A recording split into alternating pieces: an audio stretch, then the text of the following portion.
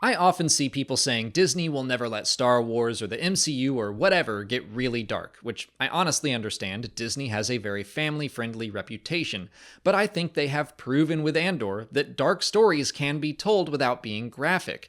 I was curious if there was anything the writers were required to cut from the prison arc. Was there anything that was deemed to be too dark by Disney?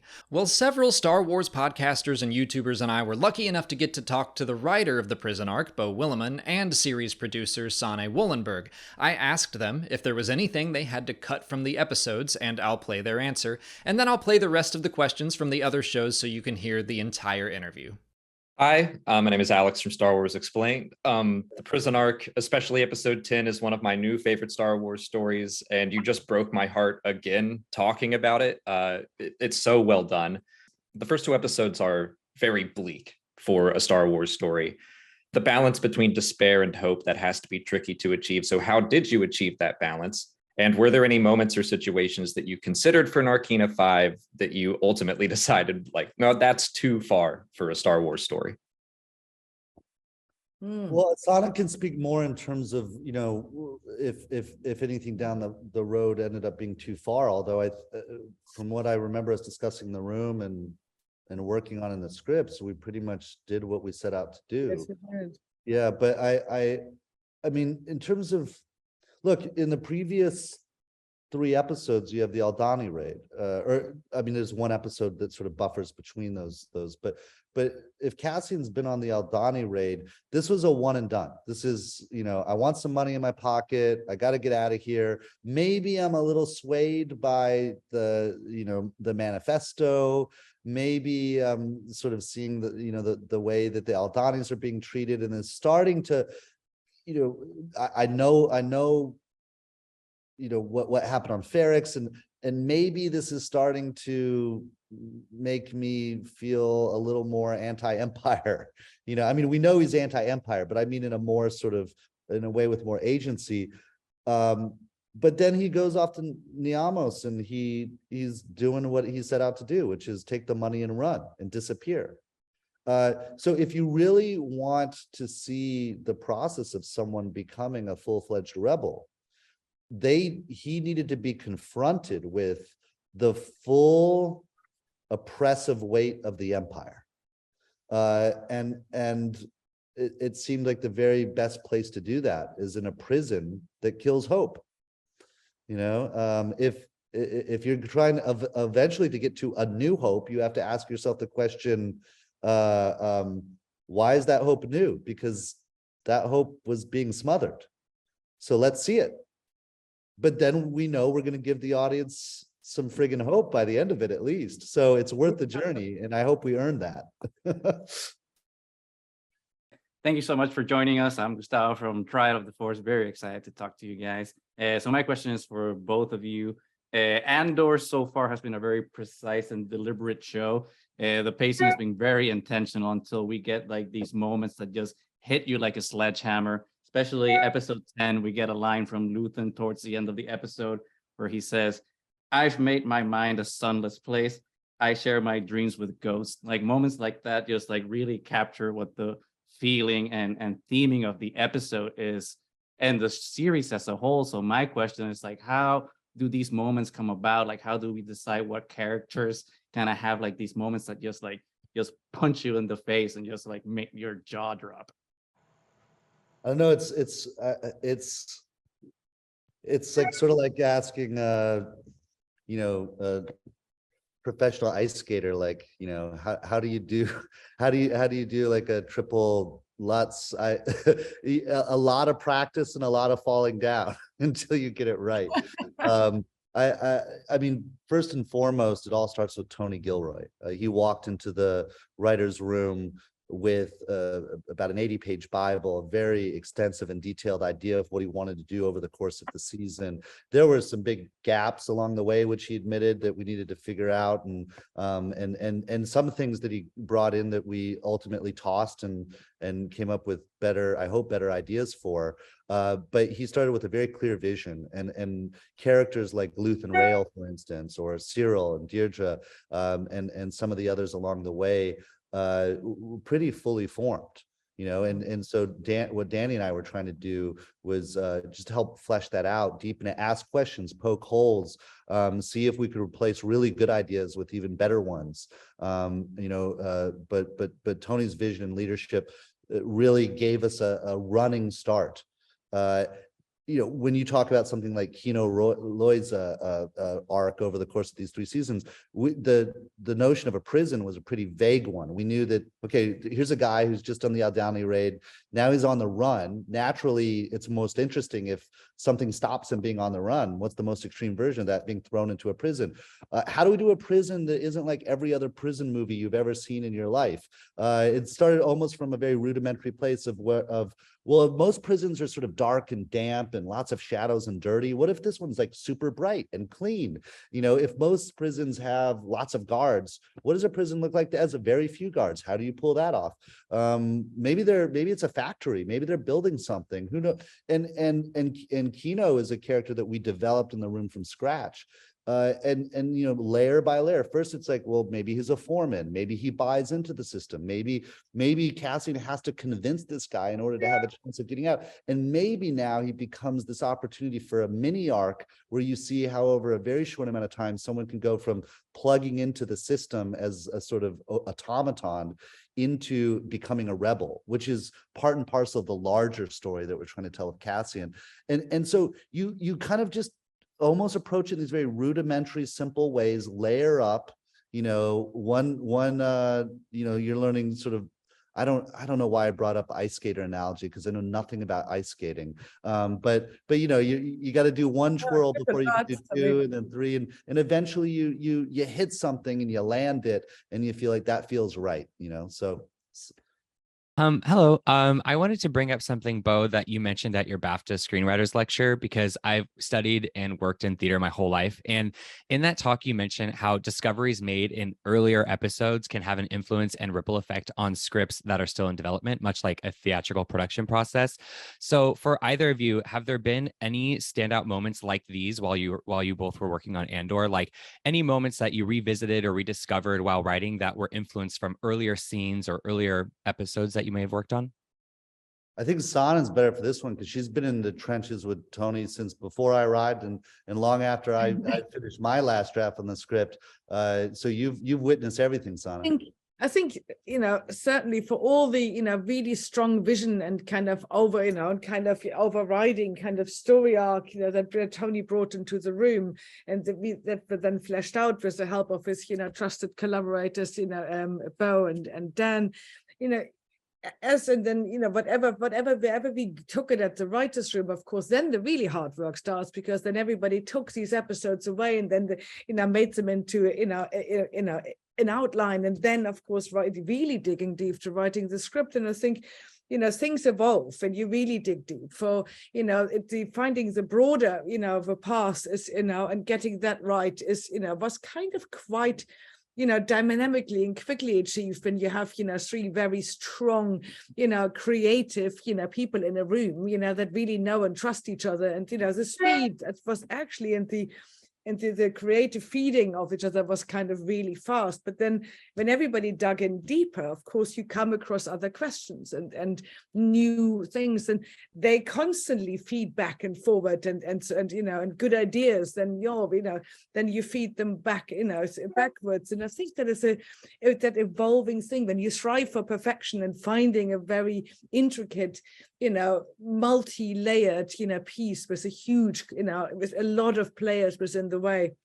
I think that is very much part of the process. And if you pay attention to that and really benefit from what you find and keep on challenging, the own process, you come, hopefully, you get to something very, complex and multi-layered and rewarding at the end.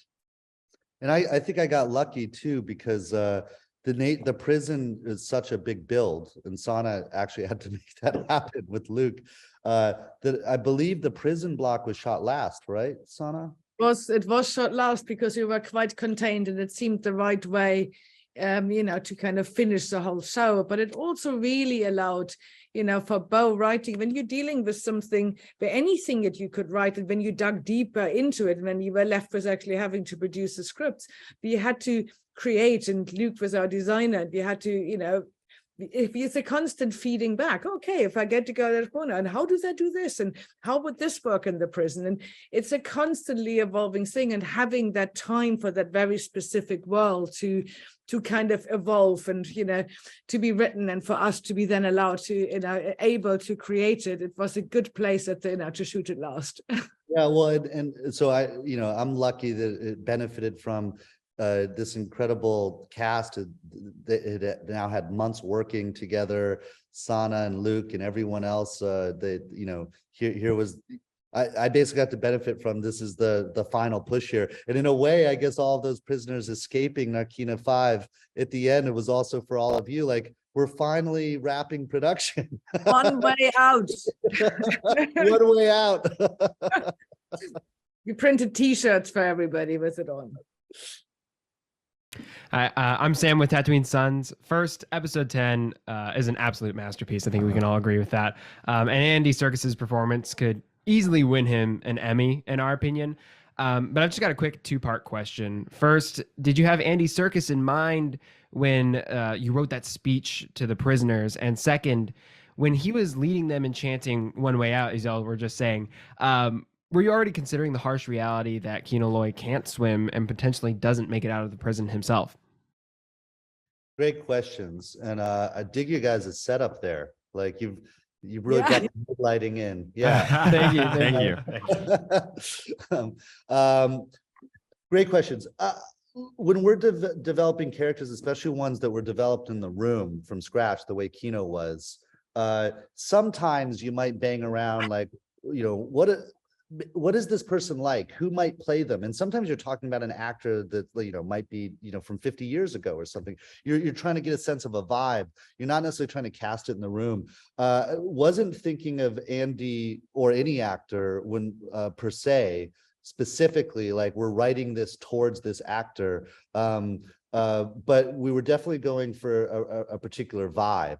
And what we did know was that we wanted to write one hell of a cameo arc, that this was for something that a really great guest actor could come in and essentially kind of headline those 3 episodes as the face of this prison. We wanted to write a role that could attract someone amazing.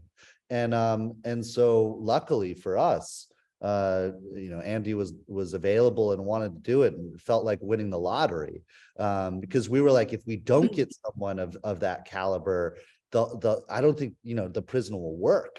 But also, I think eventually, when the 3 scripts, were kind of, all there and had just, evolved, he really became somebody that I think we all felt, really drawn to, and it kind of became a natural bit of casting for us. And then, we were lucky that, he felt the same about, our show and that part, and, and the rest is for everybody to enjoy. In terms of the very end, I can't swim. No, I mean, these are these things where you don't start with that necessarily. First is like, okay, what's the journey this guy has? He's plugged into the system. If he's not pro Empire, he's kind of a shill for it, out of pure self-interest. And we're going to have a prison break at the end, and he's going to be leading the way. That's quite an arc over the course of 3 episodes. But you're always looking, how do you subvert expectations? How do you, in a good way, and replace them with something better? How do you have the most emotional impact? If there's a triumph for this guy, is there also a tragedy? And I forget whether we were talking about Luthen's speech first with Young or the ending for Kino, but we were very interested in the theme of sacrifice. And so, I mean, it's so rousing. I mean, I knew what would happen when I watched that episode again recently, episode 10, and I was still like, my pace, my pulse was racing, and to think they finally have made it out to this place, where we began with 2 episodes before, this might be the last breath of fresh air that you ever breathe in, and here they are breathing that fresh air, and there's freedom in front of them. I remember it was in the room, and I don't remember who said it first. Maybe it was me, maybe it was Tony, but you're putting yourself in the physical space of, now I finally get to dive into the water and try to swim for my freedom. And I think we were trying to do just the math of like, okay, how far away from the shore? Is it a mile? Is it 2 miles? Can these guys actually, how many of them are going to make it? Are there going to be TIE fighters coming in? Like, what does it take you an hour to swim? Is that realistic? Like we're dealing with just like the basic logic issues. And then it was like, what if Kino can't swim? Wow. What if, and then you're like, oh my God, he's just led 5,000 people to freedom. Wow. And then you think of the line, I'm going to consider that I'm already dead. Yep. Because he knows, even if he makes it out there, that he's a goner.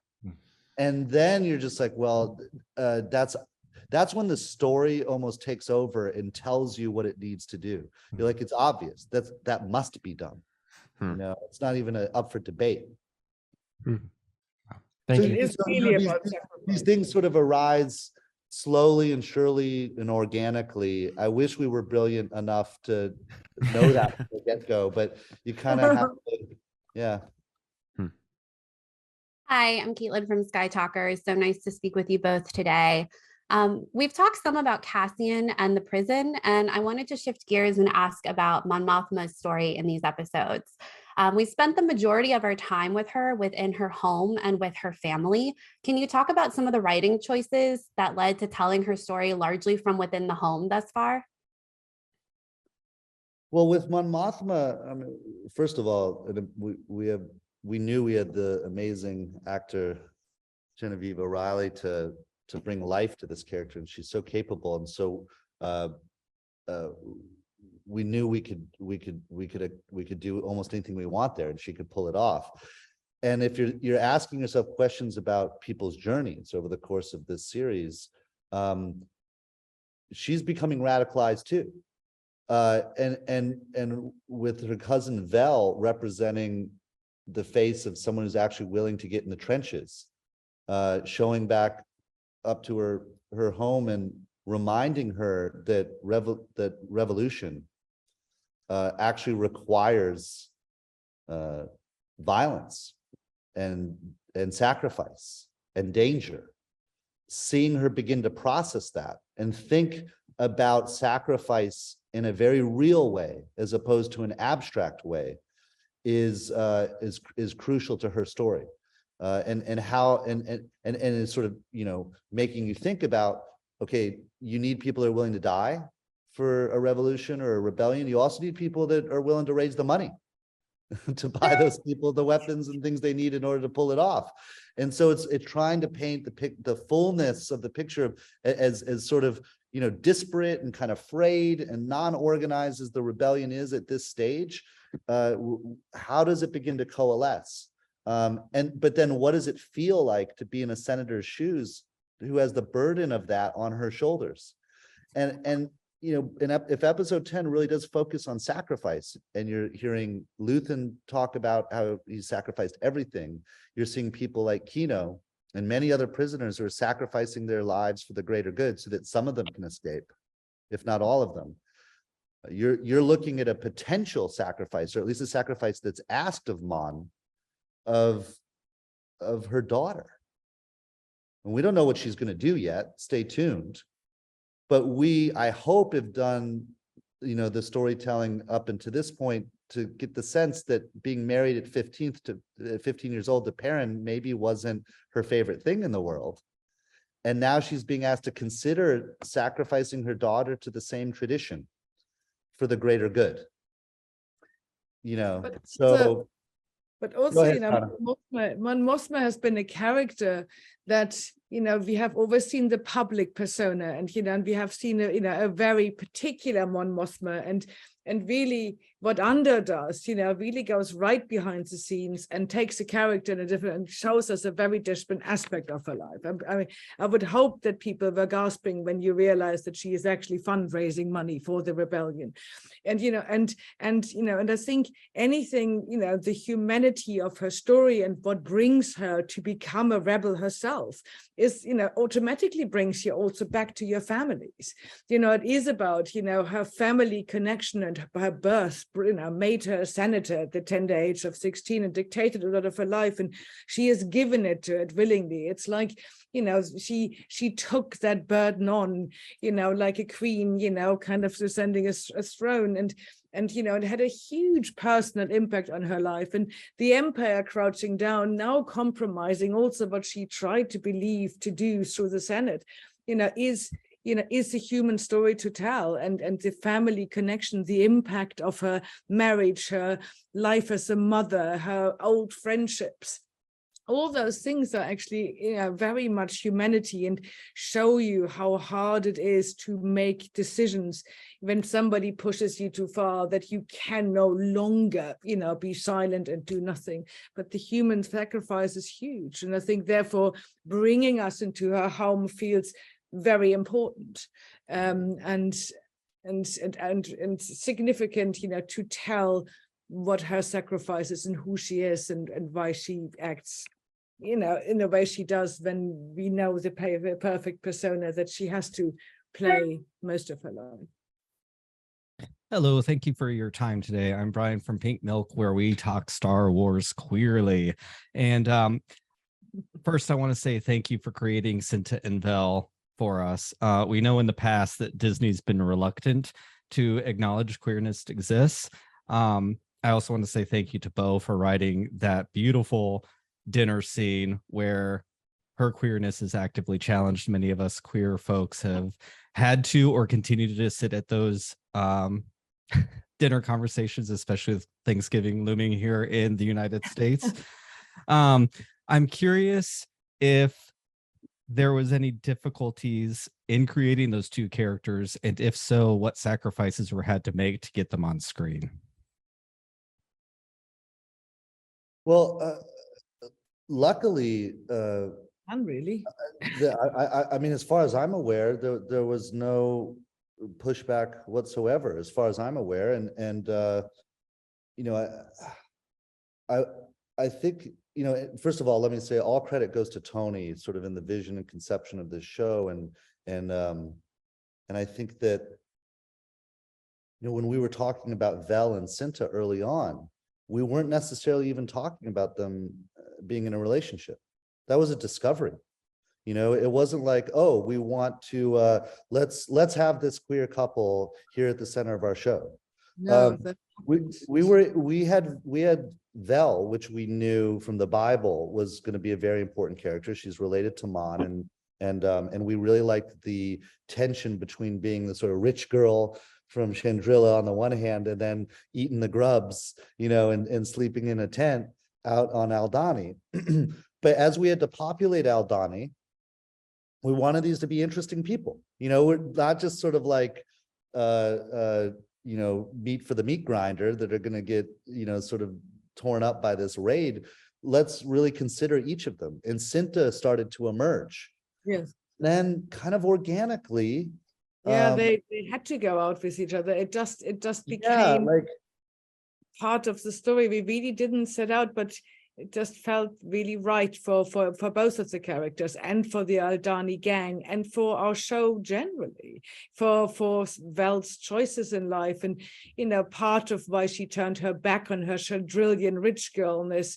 She clearly had to fight for being it's all the problems that that we know that that it will be in the galaxy as true as they are here on Earth, I think. And it just feels right to to broaden. If we are going, if we are the kitchen sink side and we're going really into all these characters and get to know them, you inevitably want to know who they're like and how they live and what makes them tick, and not only for this one big moment, but generally. And I think the Val that we meet, you know, who she is and who she loves, and you know, and is really part of who she became and how she also became the rebel of the cause. So it was just a very natural thing, and we never got any pushback from anybody.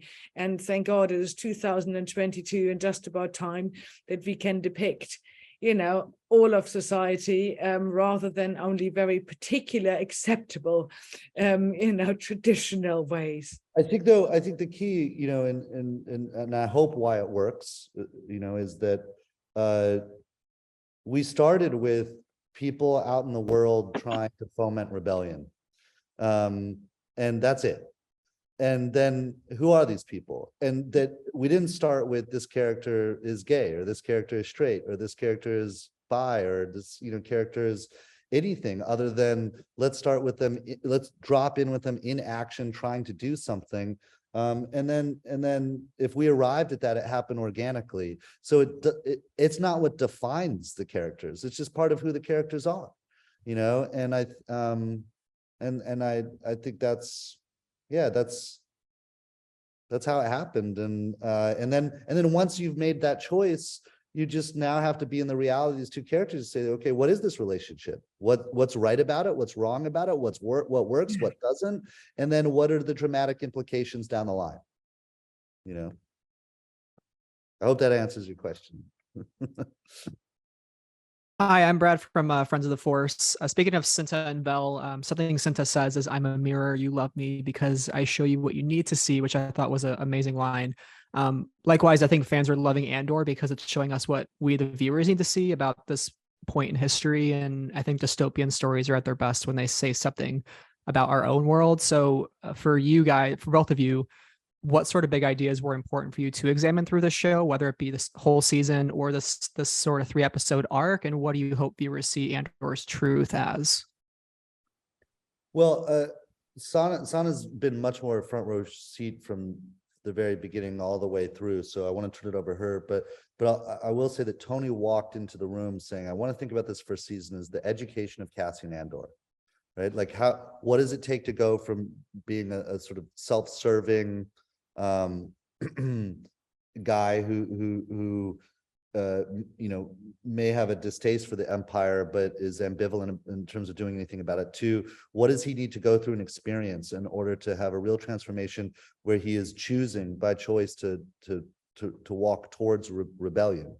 And so I think, how does that evolution take place in the human soul? And then you start asking yourself that of all the characters in the show, what evolutions are they going through, and how are they becoming the people they are? And I think a big part of this ultimately, I mean, because we know where Rogue One is going to get us, it comes down to sacrifice, and you feel that very strongly in these 3 episodes. So I think personally, me, and I can't speak on behalf of Tony, although we've talked about this sort of thing a lot, I think the cost of rebellion, the cost of doing something, the cost of doing something that you think is right with big stakes, what sacrifices are you willing to make?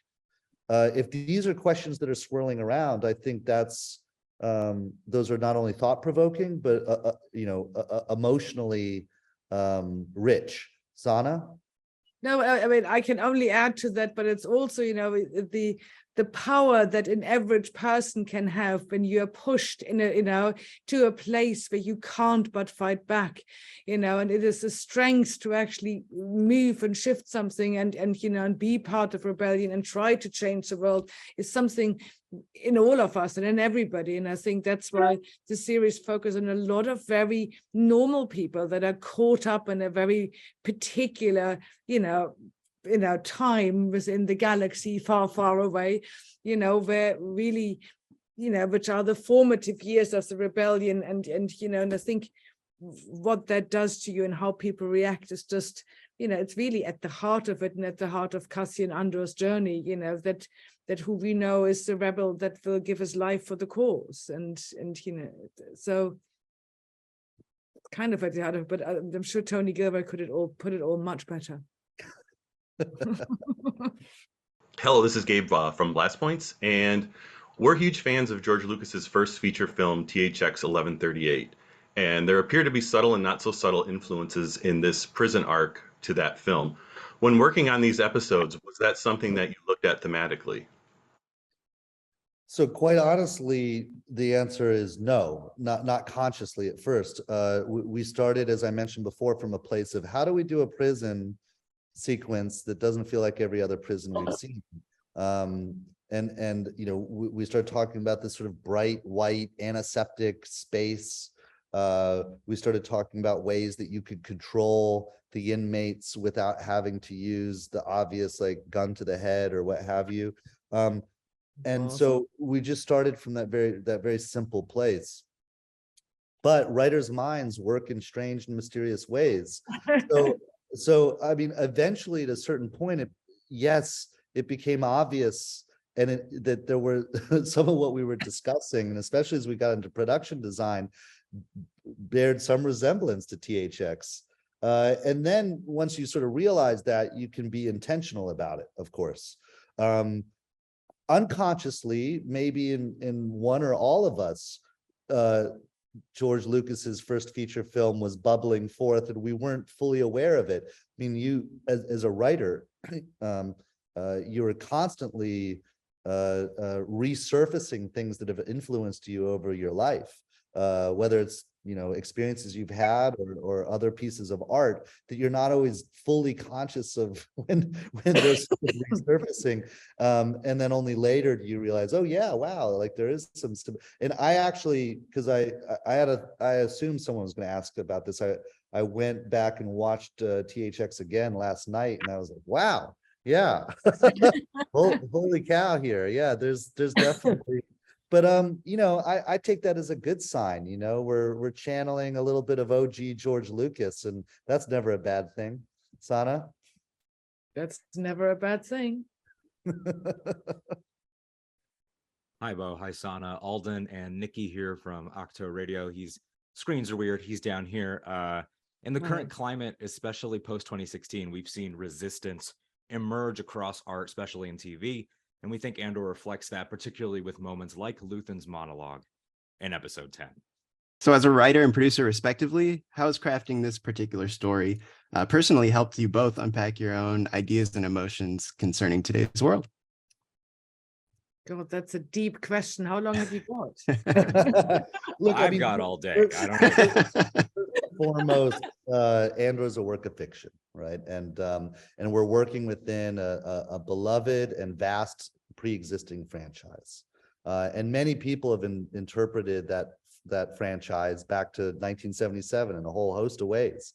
And so, look, everyone's going to bring their sort of personal history and thoughts and and opinions about the world to the table when they're working on something, but really, our goal is to service the characters that we've created and the story that feels right for them within a pre-existing framework and try to do something original with it. To whatever extent people want to interpret that, or see it through a particular lens and see it as applicable to anything past or present, that's wonderful. It means that maybe you've created something that generates interesting conversations or debates that people could have. In terms of influences for us, I mean, you could you could look at the French Resistance, you could look at the American Revolution, you could look at a whole host of different things that one could draw comparisons to. And but honestly, and we're not sitting down trying to think about this in any sort of didactic or essayistic way when we're doing it. We're literally like, okay, so what's he like with his mom at breakfast? Like, what does that look like? And you just try to build a believable world. And when you build a believable world, naturally, and it's a complex and sophisticated world, if you're lucky enough to get to that stage, it leaves a lot open to interpretation, and that's a good thing. Sana? Therefore, I think you can really also, in a fantasy, and when you're moving in that genre in a galaxy far, far away, if you're creating a piece of fiction that is telling a truthful and complex and political story that is true to that world, I think it is a real a lot of people find, emotional connections to characters, to situations, and that can, touch them. And I think that is a really wonderful thing about fantasy. And that's the end of the interviews. Thanks so much for watching or listening along. There are links to all of the other shows in the description. If you haven't already, please like this video, subscribe to the channel for all our Andor coverage, follow us on TikTok, Twitter, and Instagram, and consider checking out our Patreon page for our video reactions and audio commentaries for every new episode. And you can check out this playlist for all of our existing Andor content. As always, thanks for watching, and may the Force be with you.